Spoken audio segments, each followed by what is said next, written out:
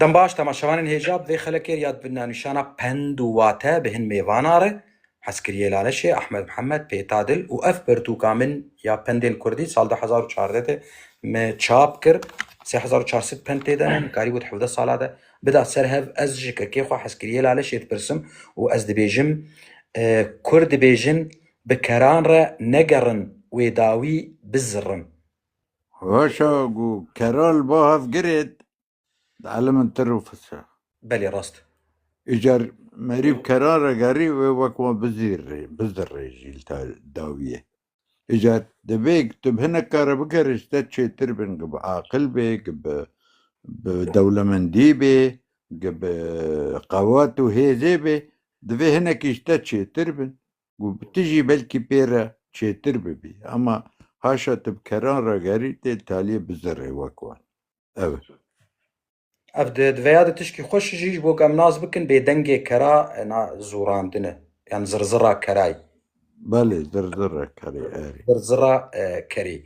Ez diçim cem kekê xwe pêta dil û ez jêr dibêjim Kurd dibêjin bi nigekî mirov nagihê serê çi ye. أي تشت أي هذا أو نيشان مرارة هذا أو نجاك مرارة ثانية هذا مري ناقي نيشان أخوه أنه نجاك بثاني ناقي سريتشي بيني قد دستك شاب ثاني شاب قولي نخ. Ez ê herim cem kekê hezkiriyê Laleşê jê pirsim Kurd dibêjin bin bênderê pişka mirîşkayî.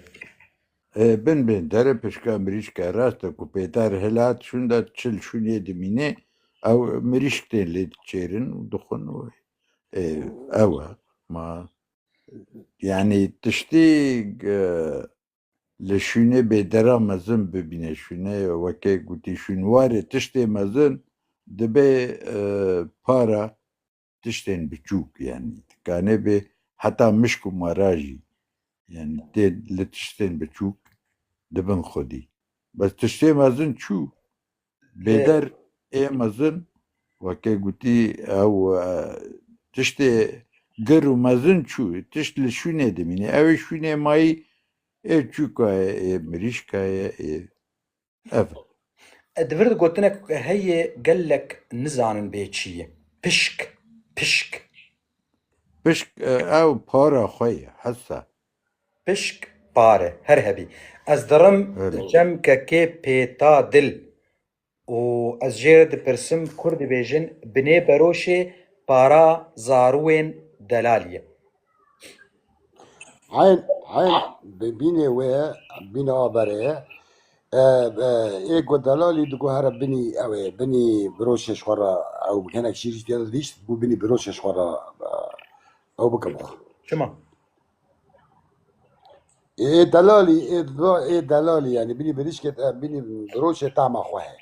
Aha, binê beroşê tema wê heye rast. فرمي. Ez dirim cem kekê xwe Ehmed Mihemed ez jê re dibêjim Kurd dibêjin birca belek mirov keviran davê jê gelek.